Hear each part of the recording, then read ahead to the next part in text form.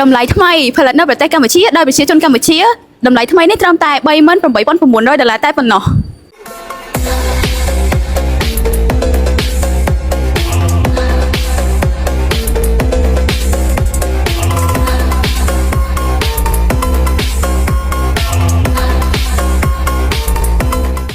ជម្រាបសួរបងប្អូនទាំងអស់គ្នាសម្រាប់ថ្ងៃនេះដែរសម្រាប់បងប្អូនដែលមានតម្រូវការទៅលើរថយន្ត SUV លក្ខណៈគ្រួសារ5កៅអីគឺនាងខ្ញុំណែនាំទៅលើ Ford Territory Titanium X Series 2026នេះហើយជាមួយនឹងតម្លៃថ្មីនេះគឺ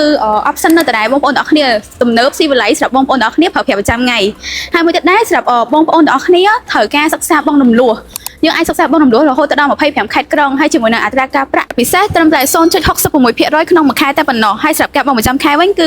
$275ក្នុងមួយខែអញ្ចឹងសម្រាប់បងប្អូនទាំងអស់គ្នាចាប់អារម្មណ៍ទៅលើ model មួយនេះគឺយើងមានស្តុកស្រាប់ដូចគ្នាយើងមានពណ៌សពណ៌ខ្មៅពណ៌ប្រផេះហើយនិងពណ៌បៃតងអញ្ចឹងសម្រាប់បងប្អូនដែលចង់ដាក់សិក្សាឬក៏ចង់ទិញដាច់កុំភ្លេចតាក់ទងមកលេខទូរស័ព្ទខាងលើឬក៏ឆាតមក page របស់បងប្អូនផ្ទាល់អញ្ចឹងវីដេអូហ្នឹងមានតែប៉ុណ្្នឹងជម្រាបលាបងប្អូនទាំងអស់គ្នា